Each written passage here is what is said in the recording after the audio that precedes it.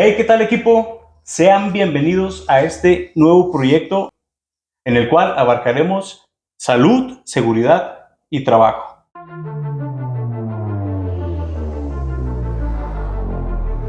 En este nuevo proyecto quiero tener personas las cuales tienen mucho que decir y mucho que aportar. Y qué mejor que iniciar este proyecto con mi buen amigo, el doctor Carlos Cruz Fierro. Doctor, Pedro, ¿cómo está? muy bien. Qué Encantado bueno, de estar doctor. aquí contigo. No, hombre, muchas gracias, doctor, y gracias por aceptar la invitación de estar aquí conmigo Por supuesto. y sobre todo de prestarme este set de grabación. Muy bien.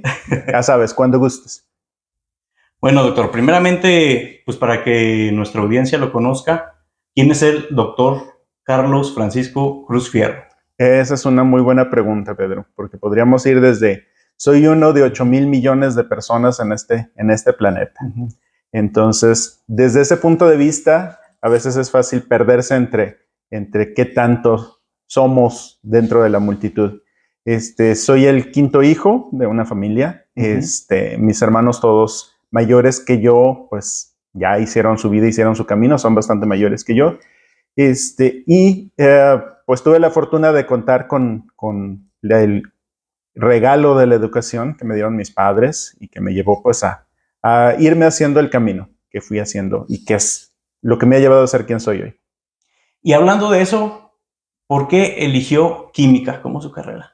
Esa es una muy buena pregunta. Resulta que cuando estaba en la primaria, en segundo de primaria, si mal no recuerdo, un compañero de escuela llevó a la escuela su juego de química. De esos juegos de química, Mi Alegría, que traían los tubitos con las sustancias, y yo literalmente me enamoré de los colores de las sustancias químicas, de las piececitas de vidrio. Eran, por supuesto, un juguete, pero pequeños matracitos y pequeños vasos de precipitado y todo eso me llamó la atención. Estuve insistiendo mucho a mi familia, a mi mamá, sobre todo, que me comprara un juego de química y finalmente lo hizo. Y de ahí fue de donde me surgió el gusto por la química, desde realmente muy, muy, muy joven. Bueno, y al momento de terminar su estudio, comenzar a trabajar, platíqueme, ¿qué fue lo primero que se compró con su primer sueldo? Esa es una muy buena. Me compré un videoproyector. En aquellos tiempos, te estoy hablando del 2005, cuando empecé a trabajar dando clases en el Tecno. Muy pocos salones contaban con videoproyector. Entonces necesitábamos ir y solicitar uno a unas oficinas en el Tecno y era muy engorroso. Entonces yo quería tener la libertad de, en el momento que tuviera un material que quisiera presentarle a mis alumnos con diapositivas o algún video, no tener que andar batallando con eso. Entonces lo consideré como una inversión, más que nada, el tener esa herramienta de trabajo. Se me hace interesante, doctor, que pues fuera de ser como que un lujo o un entretenimiento para usted, usted buscó como que una inversión para facilitar su trabajo. Exactamente, sí. Y volviendo a su tiempo de estudiante, ¿usted cómo era como estudiante? Tal vez podría ser el, el alumno escandaloso, el alumno dedicado, el alumno que no iba. ¿Cuál alumno era usted? Pues realmente creo que sí era un alumno comprometido con lo que estaba estudiando. Era poco común que faltara a las clases y ciertamente no creo que haya sido el alumno escandaloso, aunque espero que algún día si entrevistas a alguno de mis profesores no digan que sí era. No, como estaba estudiando pues una carrera que me llamaba mucho la atención, ingeniería química, todas las clases sentía que aportaban algo. Entonces rara vez creaba distracciones o rara vez faltaba a clases. No diría yo que era un alumno matado tanto así, pero sí dedicado, porque sí me gustaba mucho la carrera que estaba estudiando. Excelente, doctor. ¿Y ahora actualmente en dónde está dando clases usted, doctor? Aquí en el Instituto Tecnológico de Durango. Doy clases en la carrera de Ingeniería Química y en la carrera de Ingeniería Bioquímica y pertenezco a la Academia de Ingeniería Bioquímica. Entonces, mi carga principal es en Ingeniería Bioquímica. De las materias que usted está dando, ¿cuál es su preferida? Hay un área dentro de la Ingeniería Química y también en la Bioquímica que se llama Fenómenos de Transporte. Esas clases me gustaron mucho desde que yo estudié la carrera. Es básicamente mecánica de fluidos, cómo se comportan los líquidos y los gases, y transferencia de calor y transferencia de masa. Entonces, esas son las materias que me gustaron mucho desde la carrera, son materias que tuvieron mucho que ver con lo que estudié durante la maestría y el doctorado, y son clases que afortunadamente se presentó la oportunidad de impartirlas ahora en el tecnológico. Excelente. Y bueno, antes de ser profesor, de ser catedrático, ¿tuvo algunos otros empleos? No realmente. Yo empecé, de hecho, dando clases en el Colegio Sor Juana Inés de la Cruz, ahí cerca del Tecno. De hecho, eso fue antes de terminar la carrera, y ahí se presentó la oportunidad de dar unas cuantas clases, pero nunca trabajé en la industria. Sí hubo un tiempo en el que me llamó la atención y sí tuve interés en trabajar en la industria, pero Sí. conforme avanzaba en mis estudios me di cuenta que me gustaba más el área de la docencia. Y fue donde finalmente pues, me terminé desarrollando. Excelente, doctor. Qué gusto que está en el ámbito que a usted le gusta, que lo llena. Claro. ¿Y usted, cuáles son las 3 características que considera que debe tener un profesor? Yo creo que la primera debe de ser empatía. Cuando empecé en ese trabajo en el Colegio Sor Juana, mi jefe en aquel entonces dijo, no me lo dijo directamente a mí, lo mencionó en una reunión que teníamos varios profesores, dijo, el trabajo de maestro es un trabajo de amor. Y fue algo que me llamó mucho la atención porque pues no pensaba yo en ese momento desde ese punto de vista. Sí. Pero sí debe de ser una labor que salga realmente del corazón. Y yo creo que uno como docente debe de tener mucha empatía con los alumnos. Hay que saber cuándo hay que exigirles, cuándo hay que apretarles, pero también hay que saber relacionarse con ellos, tener empatía con ellos. Esa es la que yo consideraría la principal característica. Otra, obviamente, muy importante, Sí. el dominio del tema de lo que vamos a hablar. Muy bueno. Yo creo que a ti te debe haber sucedido tal vez en la escuela, a mí me sucedió también cuando era estudiante, que había veces que el mismo profesor se atoraba desarrollando un ejemplo o le preguntaba a algún alumno y decía, no, pues eso no es del asunto de la clase. Entonces yo creo que sí es bien importante tener un dominio de lo que estamos tratando con los alumnos. O lo vemos luego, o se lo encargo de tarea. Sí, o no estés preguntando. Yo creo que eso es lo peor que podríamos decir. Sí. Y como tercer característica, yo diría que es importante tener un poco de resiliencia, porque al menos en mi caso, hay veces que sí se junta el trabajo, sobre todo al final del semestre. Sí. Hay veces que digo, ¿para qué les encargué tantas cosas a mis alumnos, tantos trabajos, tantas tareas? ¿Por qué tengo tantos exámenes que calificar? Entonces, bueno, pues a final de cuentas, yo soy de la idea de que si uno como profesor encarga algo a los alumnos, hay que revisarlo. Claro. Hay que revisarlo. Tristemente hay profesores que encargan tareas y nunca las revisan. O revisan según cuántas páginas trae el reporte que entregó el alumno. Sí, hizo muchas páginas. Bueno, tiene 100. Es un reporte así chiquito. Pues 70. Entonces yo creo que no va por ahí. Entonces, ese compromiso para sacar adelante el trabajo, pues yo creo que también es muy importante. Excelente, doctor. Y ahora la contraria. Ya platicamos un poquito sobre las características de los profesores. ¿Qué característica considera usted que debe tener un egresado? ¿Un egresado en general o un...? Sí, en general. O vamos con el igual, 3. Ok. 3, vamos con 3. Una principal y 2 secundarias. Muy bien. Un egresado. Sí. Yo creo que la primera característica que debe de tener un egresado es buena disposición. Sí. Ya sea que empiecen en un trabajo en el área que estudiaron o decidan hacer un posgrado o algo así, todos se van a enfrentar a situaciones que los van a tender a desanimar. Ok. Muchas veces se tocan puertas y no se consigue un trabajo o, pues, por ejemplo, aquí en Durango sabemos que no hay mucha industria, entonces no hay que desanimarse. Yo creo que hay que mantener ese ánimo. Y por supuesto, llegan a un trabajo y les dicen, pero es que no tienes experiencia. Bueno, ¿cómo voy a conseguir experiencia si no me dan trabajo? Etcétera. Sí. Pero por difíciles que sean las cosas al principio, el camino se va a ir abriendo. Y uno mismo como egresado va a ir estableciendo las bases.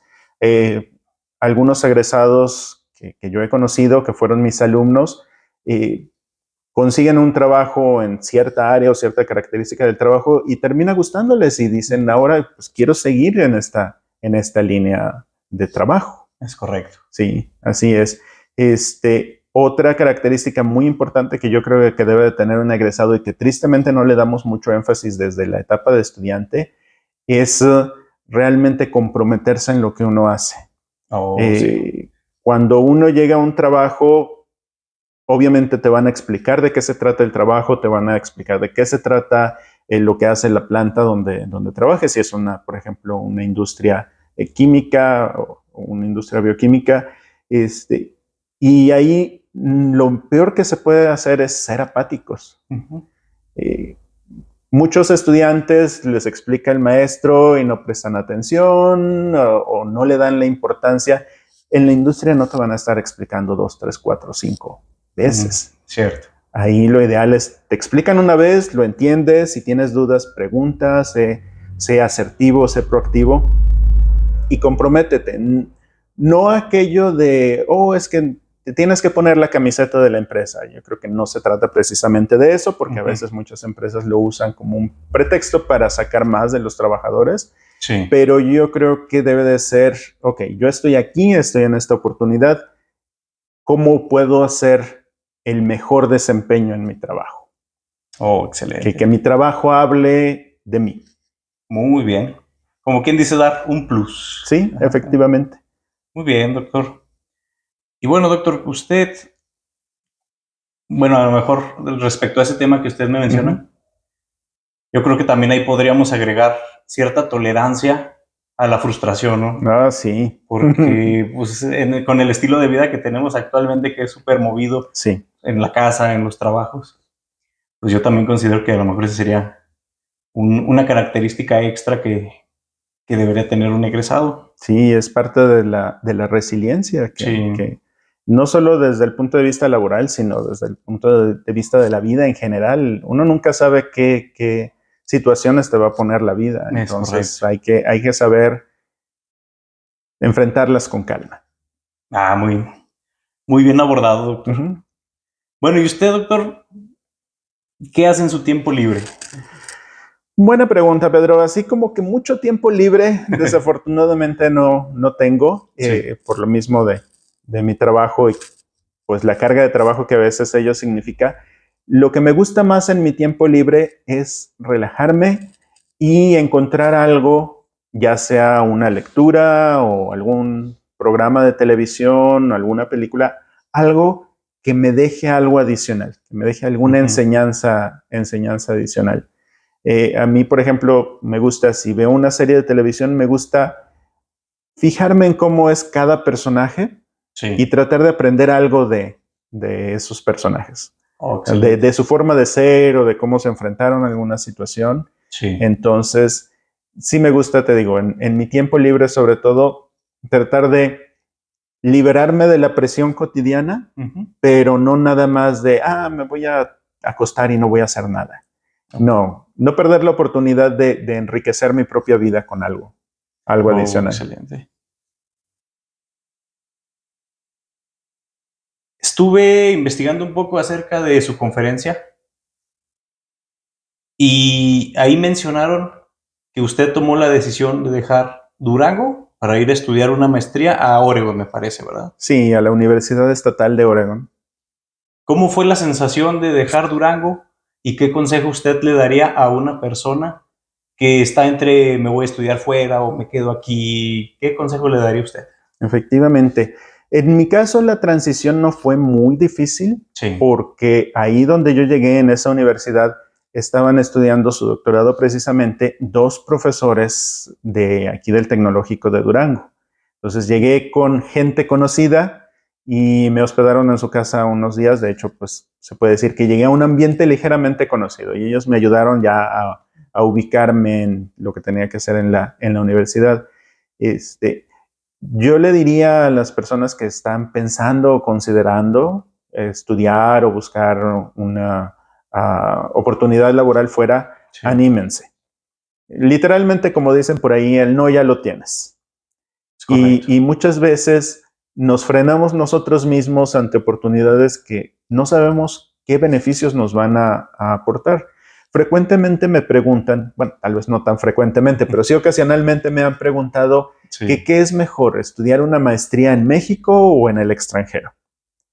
Y yo les respondo, la verdad no podría decir, porque no puedo comparar si no estudié yo también aquí en México. Buen punto. Sí, o sea, no puedo dar una respuesta definitiva, pero sí puedo decir que cuando yo estuve estudiando en el extranjero, conocí gente de muy diversos lugares del mundo. Sí. Aprendí un poco de culturas diferentes, de maneras diferentes de ver las cosas, y difícilmente creo que esa experiencia la hubiera podido tener si hubiera estudiado aquí en México.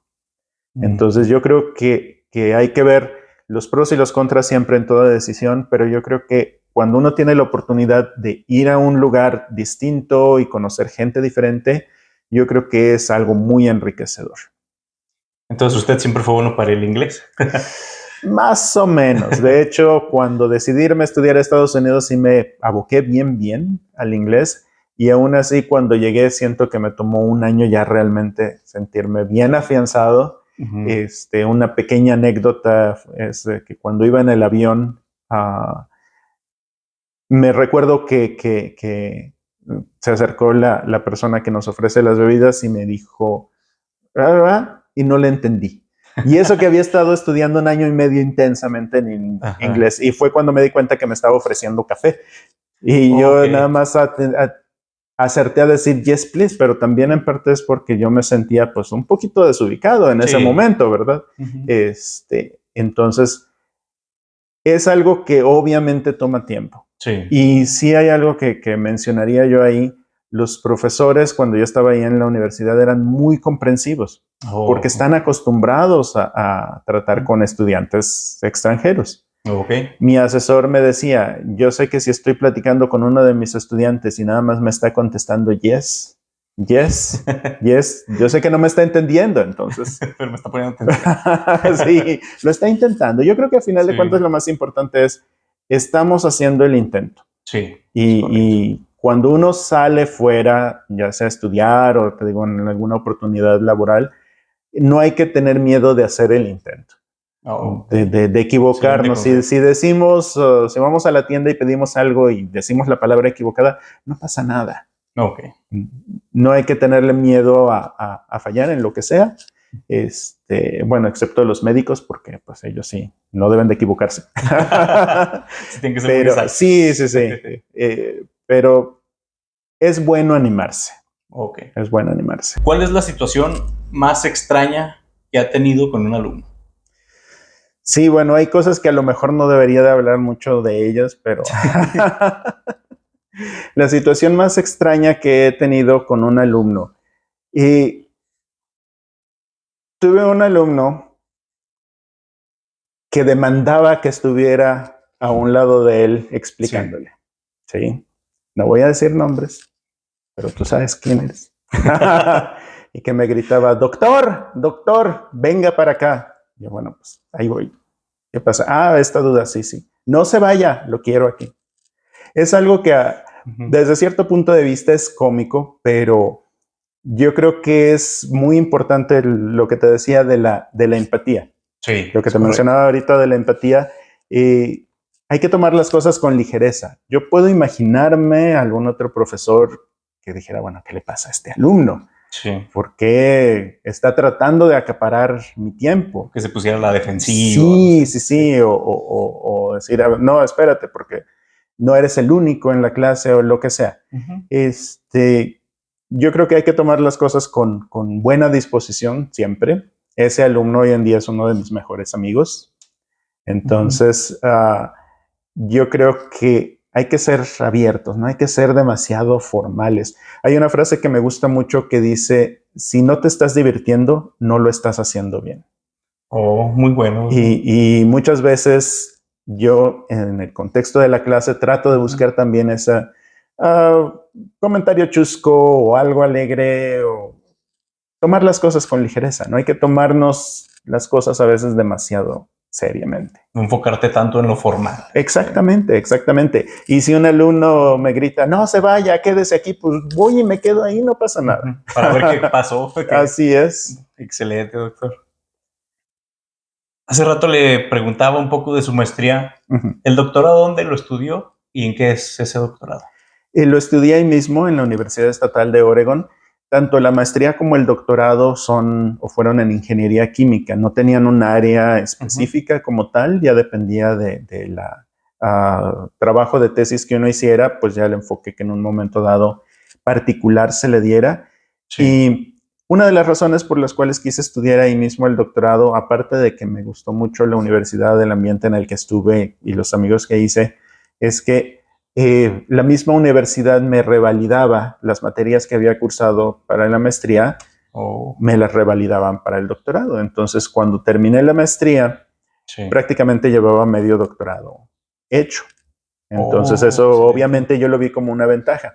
Ahora, yo tenía la opción, porque sí lo permitía la universidad, de hacer lo que se le llama un doctorado directo, donde no estudias una maestría y simplemente te admiten directamente al programa de doctorado.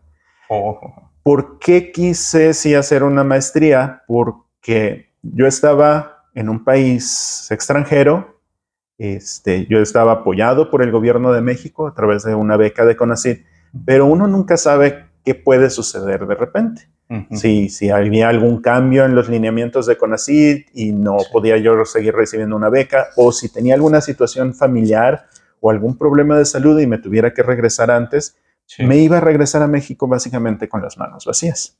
Entonces dije, ok, saco una maestría, 2 años de trabajo en eso, pero si algo surge después, ya regreso a México de todos modos ya con una maestría. Estuvo muy, muy bien planeado. Sí, y la verdad es que pues hubiera querido poderme quedar más. Sí. Tenía todavía un año extra de beca con CONACYT, pero había una oportunidad de entrar a trabajar al tecnológico y esa ventana de oportunidad se podía cerrar. Entonces dije, no, ya 5 años estuve aquí en Estados Unidos, muy buenos 5 años, pero es tiempo de ya tomar el siguiente paso. Excelente, doctor. Cuando estaba estudiando el doctorado y le salió esa oportunidad, ¿usted consideraba quedarse en Estados Unidos? ¿O usted siempre dijo, voy a volver a México? Desde el principio. Mucha gente se sorprende, pero sí, desde que yo decidí irme a estudiar a Estados Unidos, maestría y doctorado, yo lo hice con la intención de regresar a trabajar a México, con la intención de regresar a México a dar clases y con la intención de regresar a México a dar clases en el TECNO, en el Instituto Tecnológico de Durango. O sea, ya estaba predefinido ese plan. Estaba un sueño escrito y lo cumplió. Así es, sí, desde un principio. Entonces, por esa misma razón, no busqué yo oportunidades de trabajo en Estados Unidos. Si hubiera, quizá, si lo hubiera deseado, si hubiera podido conseguir un trabajo allá, varios compañeros míos de maestría y de doctorado se quedaron allá trabajando, pero en mi caso, desde un principio, sí era, yo voy a conseguir algo que me va a servir en lo que quiero hacer aquí en Durango. Qué bueno que nunca perdió su objetivo. Y bueno, doctor, imaginamos hipotéticamente que creamos un país. En ese país, usted es el dirigente de educación a nivel república. ¿Usted cómo implementaría su propio programa de educación? A lo mejor pudiendo comparar con el de México, ¿qué modificaría? ¿Qué agregaría? O desde nuevo, ciertas características que a lo mejor usted dijera que serían muy concretas.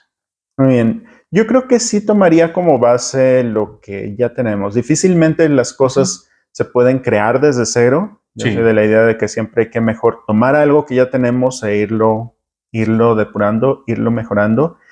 Yo creo que algo muy importante que incluiría sería la evaluación continua. Yo sí lo noto mucho, por ejemplo, en el tecnológico, en el sistema que tenemos nosotros actualmente. Cada materia, el contenido de una materia está dividido en unidades. Al término de cada unidad hay una evaluación y una calificación de esa unidad, y así sucesivamente. Pero nunca hay una evaluación de todo el curso. Sí, no hay un examen final que abarque todo. Entonces, tristemente, muchas veces se cae en la filosofía de unidad pasada, unidad olvidada. Ok. ¿Sí? Conforme va avanzando el estudiante en su carrera, Sí. va quizá olvidando un poco de lo que ya aprendió. Y yo creo que sí sería importante no dejar que eso ocurra, porque a final de cuentas están estudiando una carrera, están adquiriendo un aprendizaje para que les sirva a futuro. Sí, y si cuando correcto. llegan a la empresa o a posgrado que vayan a hacer y no recuerdan lo básico, Cierto. entonces pues fueron 5 años no tan eficientemente aprovechados. No desperdiciados, no diría desperdiciados, porque sí hay mucha formación en carácter y en todo eso, pero sí, y no tiene que ser una evaluación exhaustiva, simplemente, oye, tal concepto, tal cosa, resuelve este ejercicio, acuérdate. Que puedan aplicar en su momento de Así es. trabajar. Y que también haya más interrelación entre los contenidos de las materias. Muchas Ok. veces, por ejemplo, llevan a probabilidad y estadística, Sí. pero difícilmente en otras clases lo aplican. Si van a Ok. hacer una medición experimental o algo, no aplican ahí las herramientas estadísticas que se les enseñaron previamente. Entonces, obviamente, si no hay refuerzo del conocimiento, Sí. se va perdiendo, se va olvidando. Ok, doctor. ¿Cuál sería el promedio para pasar en su sistema educativo? Buena pregunta. Yo creo que me voy a mantener con el 70 de 70 se los le hace. tecnológicos. Sí. Ajá. Muchas instituciones utilizan 60 como punto de corte, pero yo creo que sí es necesario poner la barra un poquito más arriba Más arriba. para fomentar un poco más el esfuerzo. Seguramente has escuchado esa frase que dice que el 10 es para Dios, el 9 es para el que escribió el libro, el 8 es para el profesor y el 7 es para el alumno listo de la clase. Pero pues, no se trata de eso, se trata de vamos a buscar tirarle a las mejores calificaciones. Excelente, doctor. ¿Y usted no agregaría alguna materia extra? Por ejemplo, no sé, filosofía o algo de cultura o algo de... Fíjate que pensando específicamente en las carreras en las cuales yo doy clase, ingeniería química, ingeniería bioquímica, yo sí siento que les falta algo de psicología. Muy bueno. Sí. Yo creo que en todas las carreras. Sí, muy probablemente en todas. Porque a final de cuentas, todos nuestros egresados y todos nosotros vamos a tener que tratar con personas en diferentes ámbitos. Y yo creo que es una habilidad muy importante para alguien poder entender lo que está pensando la otra persona, poder entender sus motivaciones, ayudarle a dirigir sus energías. Desafortunadamente muchas veces caemos mucho en el conflicto. Oh, me cae mal por esto. Bueno, a ver, hay que entender a la otra persona, no nada más decir me cae mal por cómo es o por quién es. Sí. Yo creo que no solo desde el punto de vista profesional, sino en general como sociedad, a todos nos ayudaría mucho entender un poco más a las demás personas. Es una base muy buena para lo que decíamos hace rato de la empatía. Exactamente. ¿Qué simboliza para usted el título La química del universo? Ese es el título de la plática que he dado ya por varios años. A final de cuentas, todo lo que nos rodea tiene un fundamento químico. Son átomos, son sustancias químicas. Nuestro mismo cuerpo y cómo funciona es toda una serie de reacciones químicas. Entonces, con ese título, La química del universo, yo traté de decir, ok, vamos a tratar de englobar todo esto, unificarlo, pero al mismo tiempo ir examinando sus partes individuales. ¿Y cómo el ser humano actualmente, cómo puede conocer? Ahora sí que la química del universo, la química de las estrellas. ¿Existen herramientas, existen fórmulas? ¿Qué es lo que tenemos? Sí, mira, para algunos casos en distancias relativamente cortas, hemos progresado al grado de tener la tecnología para poder enviar misiones robóticas o incluso misiones tripuladas a la Luna. En este caso es el único lugar fuera de la Tierra donde hemos llegado. Y en esos casos podemos ya sea examinar Sí. ahí en el lugar esos materiales o tomar muestras y traerlas de vuelta a la Tierra y examinarlas aquí. Pero eso es así como que en una distancia muy chiquita comparada con todo lo que es el tamaño del universo. La gran mayoría de la información que podemos recibir es a través de la luz que nos llega de otros cuerpos celestes. ¿Sí? Oh, excelente. Y esa luz trae información acerca de la composición química de las sustancias. Hay un pequeño experimento relativamente sencillo, la mayor parte de las personas lo pueden hacer en su casa. Si tomas un pedacito de alambre de cobre y lo pones a la flama, Sí. la flama se tiñe de color azul, azul verdoso. Oh, ¿Sí? ok. Si en ese pedacito de alambre lo sumerges en una solución de agua con sal y lo pones a la flama se ve más amarilla, como más anaranjada. Esa es luz que están emitiendo los átomos de cobre, emiten luz de color azul verdoso.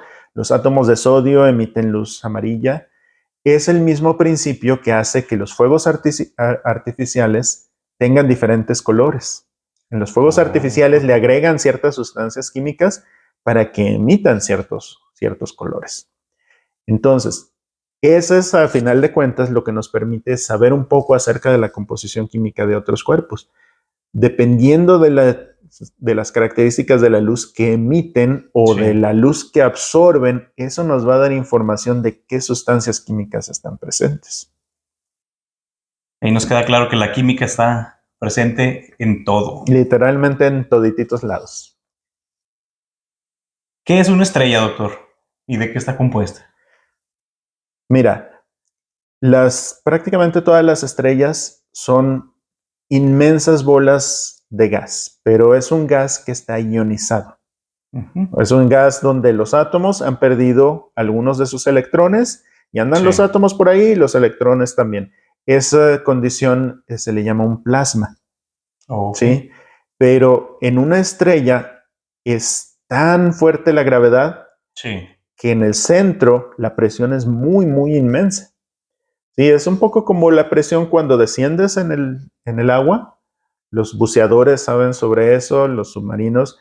Pero ahora imagínate en una escala de miles y miles de kilómetros el peso de toda la estrella en el centro. Está tan concentrado, tan comprimida esa materia que tiene una densidad mayor que pues, la mayoría de los materiales que tenemos. Aunque técnicamente sigue siendo un estado gaseoso, pero es ahora un gas muy, muy comprimido y muy denso. Y ahí es donde ocurren, dentro de una estrella, las reacciones nucleares que convierten algunos elementos en otros. Es a final de cuentas, el sueño de los alquimistas era convertir el plomo en oro. Sí.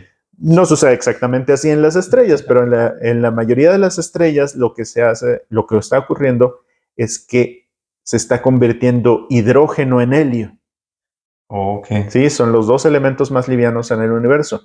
Pero resulta que cuando se combinan 4 átomos de hidrógeno para formar un átomo de helio, se libera energía. ¿Sí? Y esa energía es la fuente del calor y la luz de las estrellas. Y respecto a este tema, pues actualmente está en auge que el eclipse que se va a presentar aquí en Durango el 8 de abril. Sí, el 8 de abril. Que en sí este eclipse, ¿qué tipo de eclipse es? ¿Por qué se produce? ¿Y por qué produce oscuridad? Sí, es lo que se conoce como un eclipse total de Sol. Sí. Tenemos el Sol y alrededor del Sol está la Tierra en órbita. Pero alrededor de la Tierra está la Luna girando también. Entonces, varias veces al año, esto no es algo que suceda nada más muy de vez en cuando, varias veces al año hay una alineación de el Sol, la Luna, la Tierra. Ese sería un eclipse de Sol, porque entonces la Luna puede tapar o bloquear parte de la luz del Sol. También ocurre que tengamos alineados el Sol, la Tierra y la Luna. Y en ese caso es la Tierra la que proyecta su sombra sobre la Luna. Ese es un eclipse de Luna. Ahora, ¿Por qué si ocurren varias veces al año? ¿Por qué tanta notoriedad a este eclipse? Bueno, esa sombra de la luna proyectada sobre la Tierra abarca un área relativamente pequeña. Sí. ¿Sí? Pues por la misma tamaño de la luna comparada con el sol y la Tierra. Entonces, esa sombra del sol es visible solo en una franja muy pequeñita a lo largo de la Tierra. ¿Sí? Y además, algunos eclipses de sol son lo que se le llaman eclipses parciales. La luna no logra cubrir completamente al sol, nada más taparlo parcialmente. Y entonces, muchas ocasiones no es un eclipse tan llamativo, por así decirlo. Los eclipses totales de sol son, yo creo, de los espectáculos más hermosos de la naturaleza. Tenemos la afortunada coincidencia que el tamaño de la luna visto desde la Tierra y el tamaño del sol, también visto desde la Tierra, el sol es muchísimo más grande, pero está muchísimo más lejos. Pero desde nuestra perspectiva, los dos se ven prácticamente del mismo tamaño. Entonces, cuando se da la alineación correctamente, la luna va a llegar a cubrir por completo el sol. Esa sombra proyectada sobre la Tierra, cuando está uno justo sobre esa sombra, ves el sol completamente cubierto por la luna, se puede ver una zona brillante alrededor, bueno, relativamente brillante, que se llama la corona solar. Esa imagen, si has visto ilustraciones de eclipses u otras fotografías, que se ve así como si fuera una flor. Se ven así los gases que salen del sol. Y se pone oscuro cuando ocurre el eclipse, pues literalmente porque la luna bloquea toda la luz del sol. Se pueden ver las estrellas. Cuando ocurre un eclipse total de sol, los pájaros creen que ya está atardeciendo, van y buscan refugio en los árboles. Es un espectáculo increíble. A mí no me ha tocado verlo en persona. Hubo un eclipse total de sol muy mencionado también en 1991, el 11 de julio de 1991. Pero en esa ocasión, el lugar donde yo me esperaba poder ver el eclipse se nubló, cayó una tormenta, no pude ver nada. Obviamente sí se hizo literalmente de noche por unos minutos, pero no pude ver el espectáculo del sol. Así que estoy cruzando los dedos para este eclipse, sí. Que no se vaya a nublar, esperemos que no, doctor. Cuando fue ese eclipse en 1991, seguramente dijeron, el siguiente gran eclipse va a ser en 2024. Y ha de haber sonado como muy, muy lejos en el futuro. Y mira, ya llegamos. Sí. Así que no se lo pierda, doctor. No, por supuesto que no. Y a las personas que quieren ver este eclipse, ¿qué consejos de seguridad les daría usted? Bueno, número 1, nunca, jamás hay que ver directamente al sol. Es tentador a veces voltear a ver al sol, sobre todo cuando la luna casi acaba de cubrir al sol. Dice uno, pues es que ya está casi totalmente tapado, pero la luz del sol, incluso aunque sea un filito lo que queda descubierto o que no se alcanza a ver, más bien que sí se alcanza a ver, que la luna no lo ha tapado, es tan brillante que nos puede dañar la vista. Entonces lo que menos queremos es que alguien vaya a ver directamente al sol antes de que la luna acabe de cubrirlo por completo. Cuando la luna lo ha cubierto por completo, que es cuando te digo que se ve la corona solar y que ya se ve realmente oscuro, ahí sí es seguro voltear a ver al sol sin precaución. ¿Sí?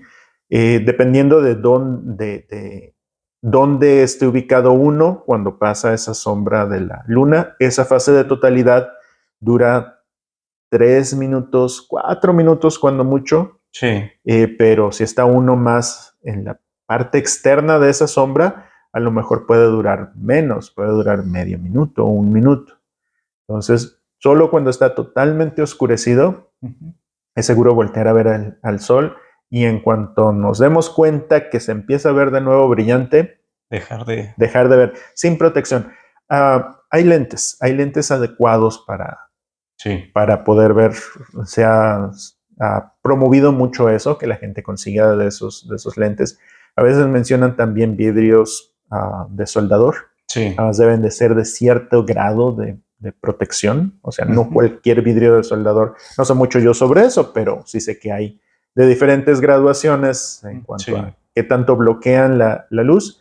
Entonces hay que tener muchas precauciones. Y en el caso de alguien como yo, de piel clara, que me quemo muy fácilmente con el sol, hay que usar bloqueador solar, ¿sí? No hay que...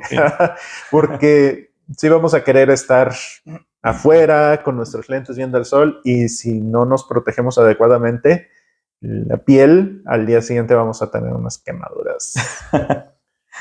Para acordarnos del eclipse. Sí, hay algunos otros medios para ver el eclipse. Por ejemplo, se pueden encontrar en internet muchas indicaciones cómo hacer una cámara oscura.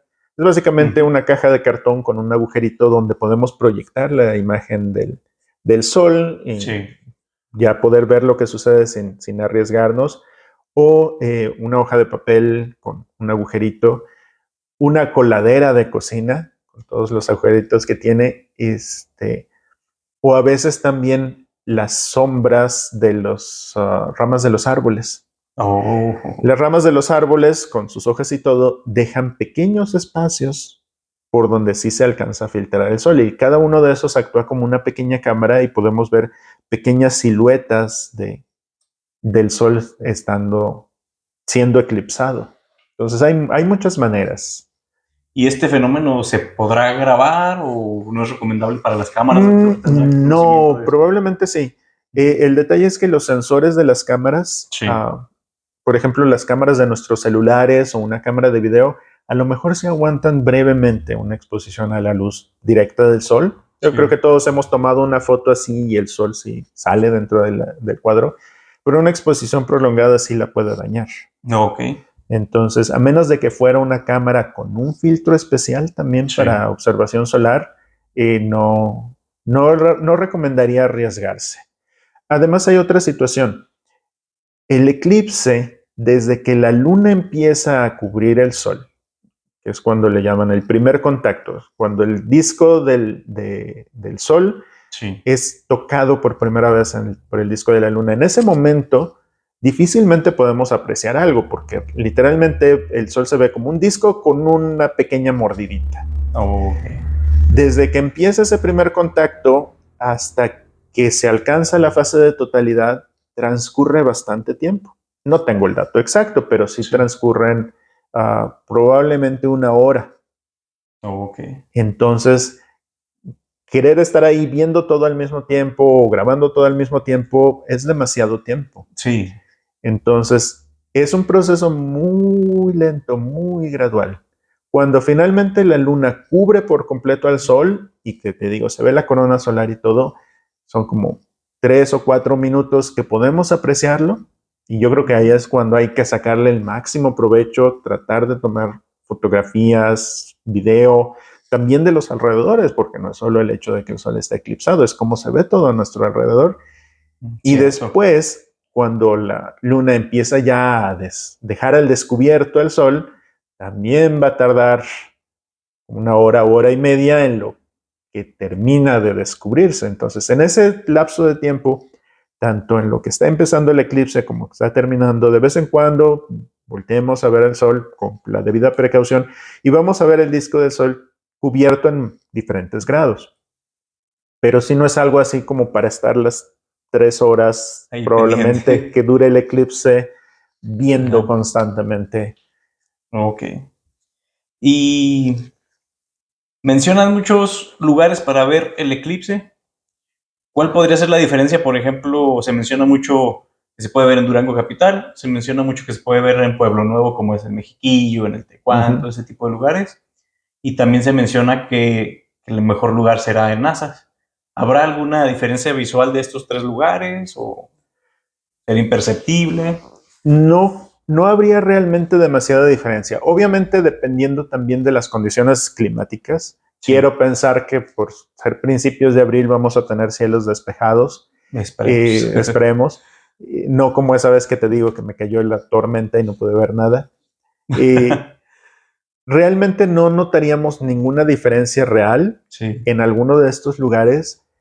Podríamos notar una diferencia en cuanto a la duración de la fase de totalidad, De hecho, sí estaba consultando una tabla no hace mucho y creo que en NASA el eclipse se va a ver con una duración como de 40 segundos más que aquí en Durango. Entonces, sí es una diferencia, pero quizá no tanto. O sea, cuando estás ya admirando ese fenómeno, si dura 3 minutos y medio o dura 4 minutos 15 segundos, probablemente no notes la diferencia. Y sí puede haber un beneficio adicional, por ejemplo, en estar en Mexiquillo o en algún otro lugar en la naturaleza, porque yo creo que agrega la experiencia. O sea, el eclipse se va a ver aquí muy bien en la ciudad, confío, pero a lo mejor alguien dice, yo quiero irlo a ver a un parque natural donde pueda darme cuenta de lo que están haciendo los pájaros y verlo en un contexto de la naturaleza. Yo creo que es un beneficio adicional, pero en sí la observación del eclipse como tal, no habría ninguna diferencia significativa entre verlo aquí en Durango Capital o en alguno de estos otros lugares. Bueno, doctor, y volviendo al tema del universo, ¿qué le pasaría al cuerpo humano si sale del planeta sin ninguna protección? Sí, y eso sería como mínimo algo muy incómodo. Diferentes películas de ciencia ficción nos han mostrado diferentes escenarios. Yo creo que no sería exactamente como ninguno de ellos. Hay una situación que en primera instancia sí sería muy inconveniente o muy incómoda, y es el hecho de que al no haber la presión atmosférica a la que estamos nosotros acostumbrados a estar sujetos, los gases se expanden. Nuestro cuerpo no es completamente sólido. Sí, tenemos gases en nuestras vías respiratorias, en nuestro tracto digestivo. Esos gases tenderían a expandirse. Y como mínimo eso sería muy incómodo. Los gases disueltos en nuestra sangre también tenderían a pasar de nuevo al estado gaseoso. Es un poco lo que le sucede a las personas que practican el buceo. Saben que no deben de ascender demasiado rápido, porque entonces el nitrógeno que se ha logrado disolver en la sangre, al no estar sujeto a tanta presión, se libera y se convierte en burbujas que pues pueden causar ahí un problema, una embolia o alguna otra dificultad de ese tipo. Al estar expuestos al vacío del espacio, perderíamos muy rápidamente el calor de la superficie de nuestro cuerpo, porque estamos acostumbrados a un ambiente donde estamos intercambiando calor con nuestros alrededores. Esta habitación está emitiendo radiación térmica hacia mí y yo estoy emitiendo radiación térmica hacia afuera. Hay un equilibrio en ese sentido. Es un poco como cuando uno está acampando, por ejemplo, y sientes el ambiente muy frío, pero porque tu cuerpo está perdiendo radiación hacia el espacio, porque arriba de ti está el cielo nocturno, donde no estás recibiendo la misma cantidad de radiación térmica que cuando estás en un lugar pues de día. Ok, doctor. Respecto a todos esos temas del universo, creo que hay mucho conocimiento, así como desconocimiento. También, pues, ciertas teorías conspiratorias. Si usted un día estuviera dando su conferencia y una persona se parara enfrente de usted, tengo una pregunta, más bien una afirmación. La Tierra es plana. ¿Usted qué le diría? Él se lo dijo así totalmente convencido. Así, a quemarropa. Yo le diría también a quemarropa que no. Pero a final de cuentas no se trata nada más de opiniones, se trata de qué evidencia tenemos. Y es normal creer o pensar que la Tierra es plana porque la vemos plana en el lugar donde estamos. Lo que sucede aquí es la Tierra es muy grande a comparación con nosotros los seres humanos, entonces esa curvatura de la superficie no la podemos nosotros apreciar. Pero sí se puede observar.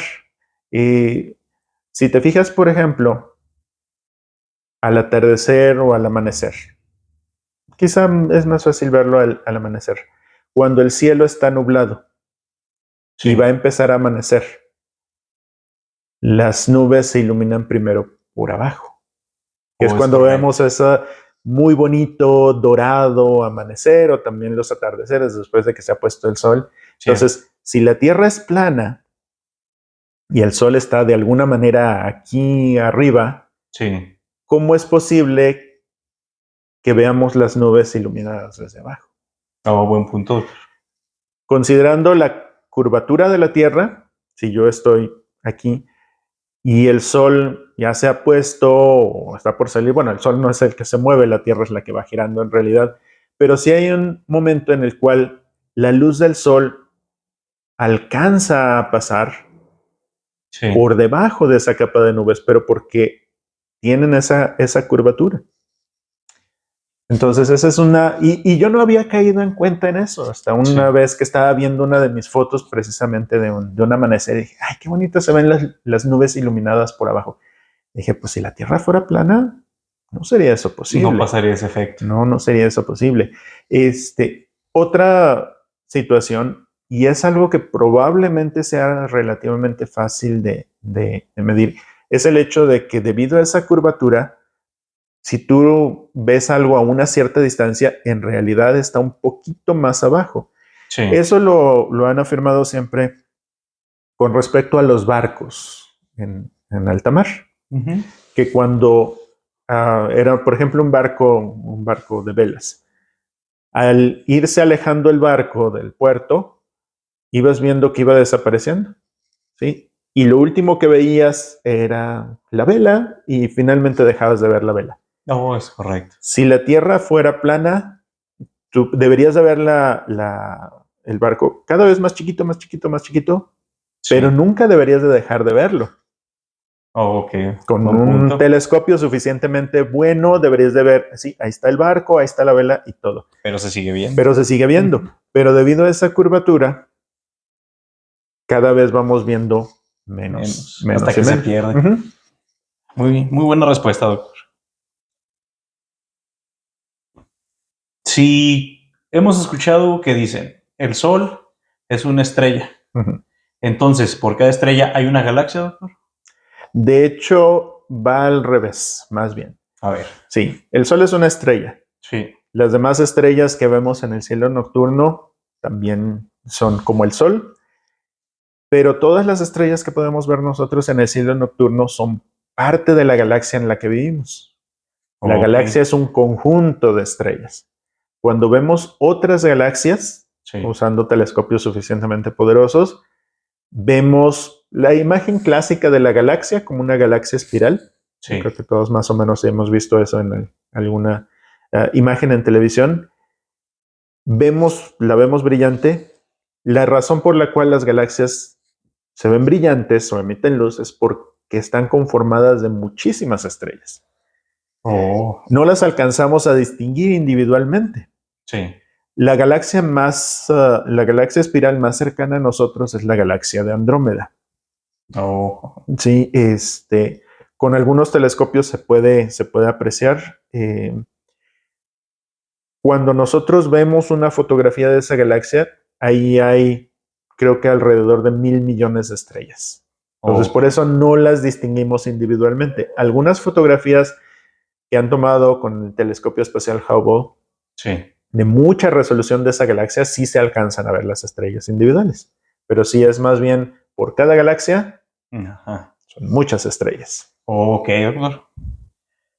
¿Usted considera que puede haber vida en otros planetas? Yo estoy bastante convencido que sí. ¿Sí?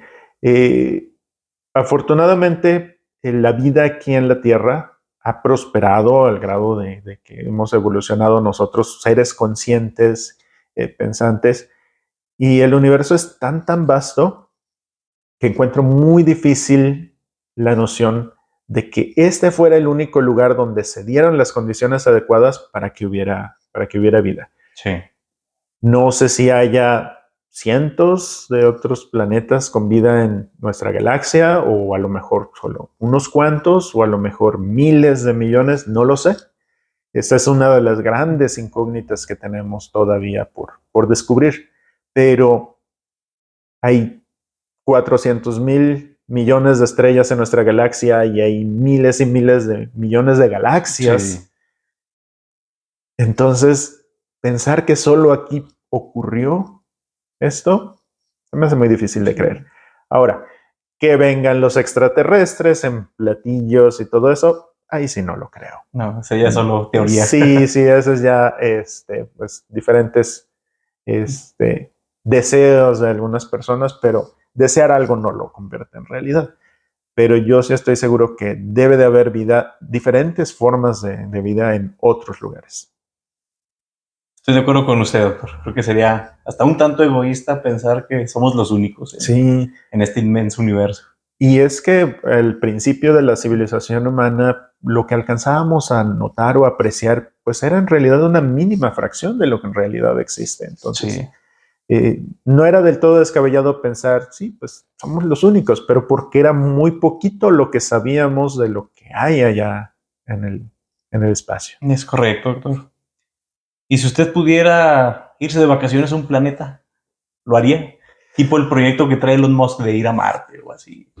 Sí, personalmente yo creo que no. Mira, por mucho que me encantaría ver otros lugares, etcétera, la mayoría de los lugares accesibles a nosotros dentro del sistema solar Sí. son muy hostiles para la vida.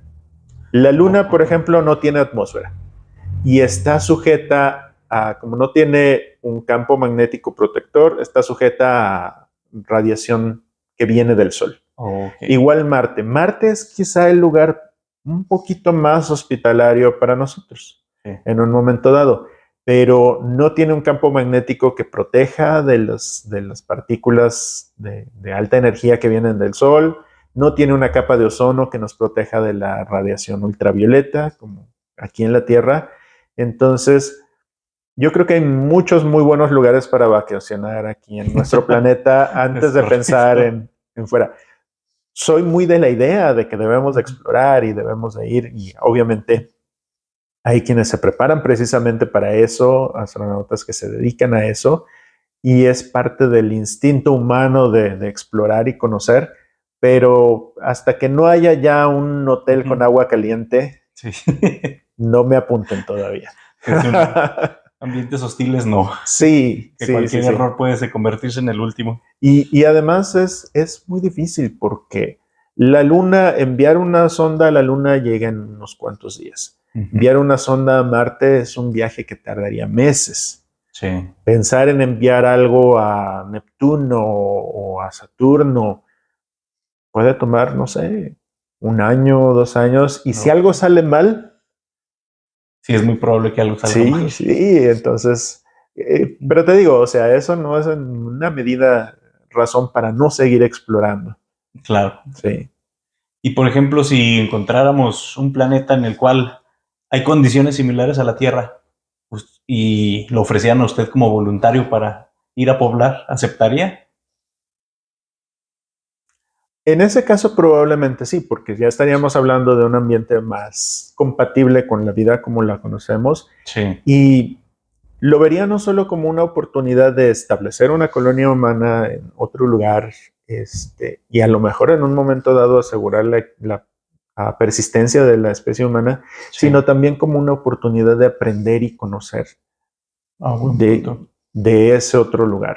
O sea, si encontráramos un planeta así, que pues también las distancias interestelares son increíblemente grandes, pero poder estar en un lugar donde pudiéramos descubrir y entender algo nuevo, yo creo que eso sí tendría un atractivo. Muy, muy atractivo. Sí. ¿Usted considera que es importante la nutrición en el ámbito del conocimiento, en el ámbito, por ejemplo, de un catedrático como usted? Sí, por supuesto. A final de cuentas, pues hay una frase, yo creo que tú la has de conocer, o a lo mejor se las enseñan cuando estudias la carrera, somos lo que comemos. Es correcto. Somos lo que comemos. Y muchas veces, y aquí me voy a permitir conectarlo con lo mismo que hablábamos de la química del universo, Sí. muchas veces no tenemos idea de la importancia de lo que está en los alimentos que comemos. ¿Qué le dice la mamá al hijo? Cómete la ensalada, Sí. cómete las verduras. Bueno, en esa ensalada y en esas verduras hay elementos químicos que son esenciales para el funcionamiento de nuestro organismo, Es correcto. ¿sí? Y que muchas veces por no querer alimentarnos correctamente o por querer irnos por la comida chatarra, como se le llama, estamos privando a nuestro propio cuerpo de lo que necesita para funcionar. Sí. Entonces Totalmente. yo creo que tener nociones básicas de nutrición, tener nociones básicas de la bioquímica del cuerpo, es algo que le serviría a todo mundo. No se trata nada más de, es que es la ensalada por la ensalada. No, es la ensalada por el hierro, el magnesio, el potasio, todas Sí. esas cosas que contiene que necesitamos para funcionar bien. Sí, que en sí, pues alimentos procesados no los contiene. Así es, y por más que tomemos suplementos vitamínicos y todo, no hay como obtenerlo de la fuente tal como es. Es correcto. Ujú. ¿Usted en su tiempo de estudiante y de trabajo ha vivido algo sobrenatural? Fíjate que prácticamente no. Ajá. Nada que realmente diga, no lo puedo explicar. Ajá. Este, vivo con 2 gatos, entonces a Sí. veces cuando llego, algo está fuera del lugar. Caray. Sí. Pero no puedo descartar la posibilidad de que jugando hayan tirado ese objeto Oh, o algo así. Este, la puerta que de repente se cierra. sí. Pues puede haber sido una corriente de viento o algo. Yo me espantaría si veo que la puerta se abre sola, Sí, sí, no sí. si la puerta se cierra sola. Sí, en realidad nunca me ha tocado algo así inusual. Parálisis del sueño, yo creo que todos o la mayoría la hemos experimentado, Sí. No sé. pero hay explicaciones fisiológicas para ello. Ajá. Este, Nunca me ha tocado ver alguna aparición o alguna luz inexplicable o algo así.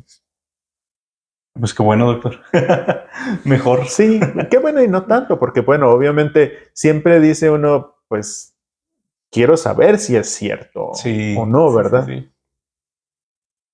¿Y usted qué consejo daría a los jóvenes que están a punto de terminar la universidad Ujú. y pues tienen mucha incertidumbre sobre su futuro? En primera instancia, como te decía hace rato, que no se desanimen. Sí. Sé que es difícil y hace poco compartí una publicación en Facebook donde decía, no debemos de decirle a las personas, ¿por qué estás trabajando en eso si no es lo que estudiaste?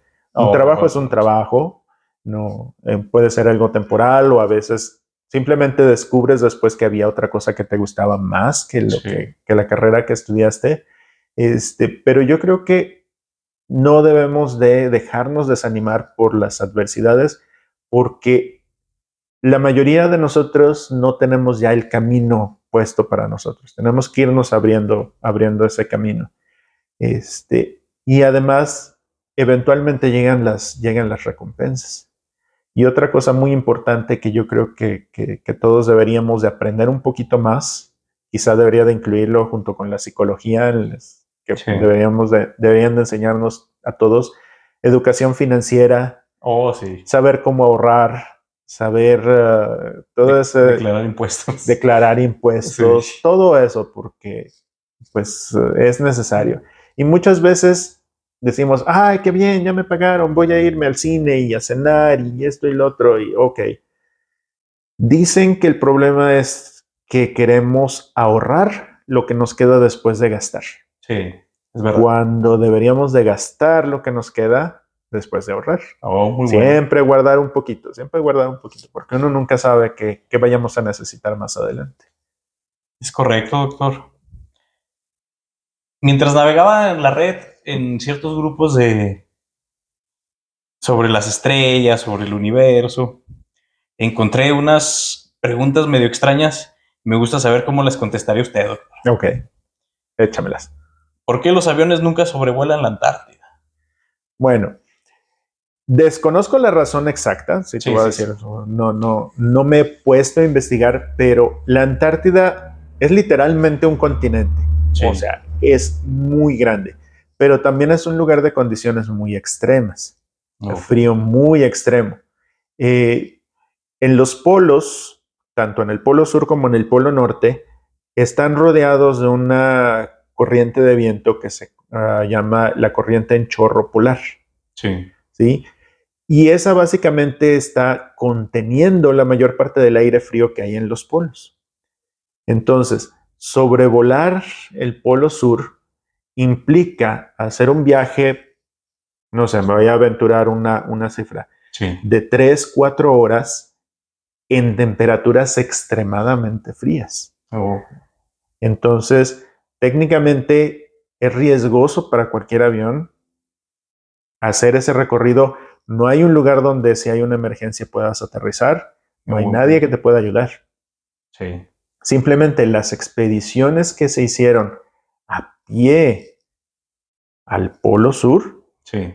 o sea, costaron muchísimas vidas antes de poder alguien llegar al Polo Sur. Entonces, y eso que pues, bueno, obviamente el ir a pie es un proceso muchísimo más lento, Sí. pero también es un proceso menos riesgoso. O sea, tú sabes que viajar en avión es la manera más segura de viajar. Sí. Pero también, si hay un problema, es muy poco probable que la libres. Sí, pues ya respetando las medidas de seguridad. Exactamente. Y volar sobre la Antártida, pues no hay medidas de seguridad ahí. Exactamente. Y otra pregunta que vi en este grupo. Uh-huh. Si Neil Armstrong fue el primero en poner un pie en la Luna, ¿quién sostenía la cámara? El módulo de aterrizaje lunar la estaba sosteniendo. Era una cámara montada en el exterior. Ok. Naturalmente, un momento tan relevante, histórico, aunque hay muchas teorías de conspiración que dicen que nunca llegamos a la Luna, pero un evento tan histórico como poner el primer pie sobre la Luna, obviamente que quería la NASA que hubiera un registro histórico de eso. Sí. Montaron cámaras en el exterior, bueno, no sé si una o más de una, en el exterior del módulo de aterrizaje, precisamente sí, para grabar ese momento. Y otra pregunta que venía ahí en ese grupo, el por qué no hemos vuelto a la Luna. Ha habido relativamente poco incentivo para ese tipo de exploración. La llegada a la Luna ocurrió en medio de la Guerra Fría. Sí. Era una época en la cual había mucha tensión entre Estados Unidos y Rusia, la Unión Soviética, y fue esa meta en particular de los Estados Unidos de lograr ser los primeros en llegar a la Luna. Hubo mucho impulso por eso.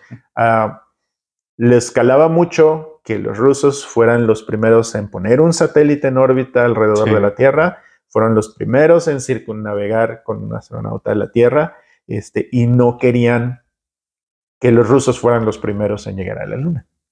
Entonces fue más la motivación. Esa motivación, pero sin tener cifras específicas que proporcionar, sí, es extraordinariamente costoso mandar cualquier cosa al espacio. Bueno. Las misiones incluso a la estación espacial, sí, porque se necesita mucho combustible para lograr vencer la atracción gravitatoria de la Tierra. Entonces, una vez que se quedó satisfecha ese espíritu de competencia, vamos a llamarlo así desde un punto de vista más ameno, entre Estados Unidos y la Unión Soviética, y una vez que se quedó satisfecha la curiosidad científica, ya llegamos a la Luna, bueno, ok, vamos a seguir mandando misiones para que recolecten muestras, para que estudien los cráteres de la Luna, etc. Sí. Una vez que quedó eso también relativamente satisfecho, fue, ok, queremos seguir invirtiendo todo este dinero en mandar gente a la Luna, y ahí fue donde, quiero suponer yo, se le dio prioridad a otras misiones espaciales. ¿Sí? Ahora, hoy en día tenemos la relativamente buena fortuna de que ya hay inversión privada en las misiones espaciales. Sí, buen punto. ¿Sí? Entonces, ya no se depende, como fue en aquel tiempo, de los recursos que recibía la NASA del gobierno estadounidense.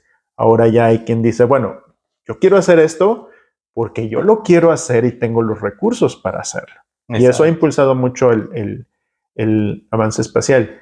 Y una de las razones por las cuales es tan atractiva la Luna es porque si establecemos una base permanente o semipermanente en la Luna, es mucho más fácil enviar misiones que salgan desde la Luna. Oh, buen punto. Porque la atracción gravitatoria de la Luna es 1/6 de la Tierra. Entonces, sería mucho menos costoso enviar misiones que salgan de la Luna. En la Luna hay minerales que se pueden obtener, procesar para obtener los materiales para ir construyendo en un momento dado las naves que se utilizarían.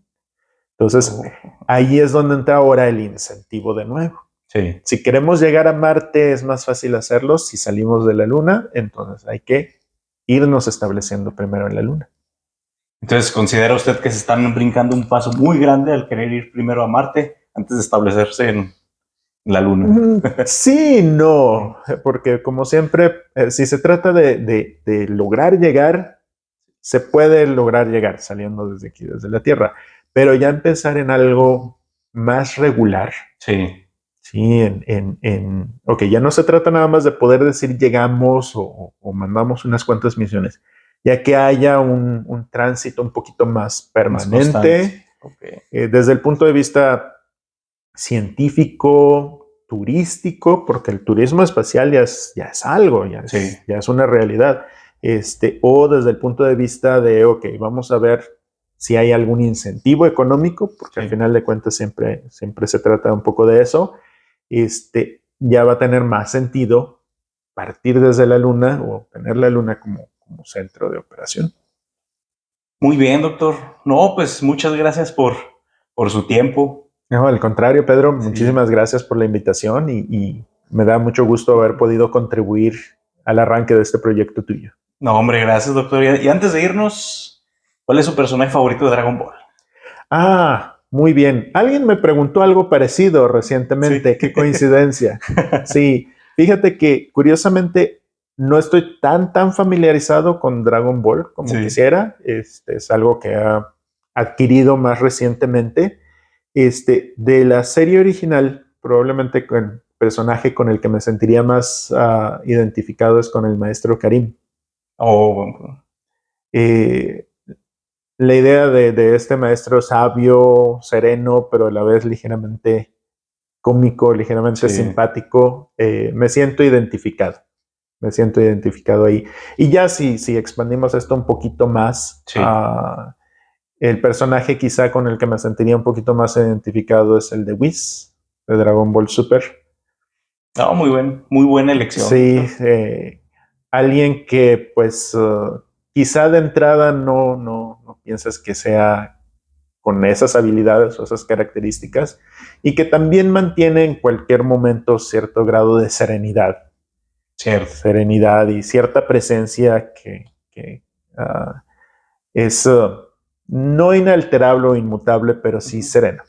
Y además se podría teletransportar a cualquier universo a su gusto. Bueno, eso siempre es una ventaja y saber que si tu universo es destruido, tú eres el único que no vas a ser destruido. Es correcto. No, hombre, doctor, pues muchas gracias. Por supuesto, Pedro.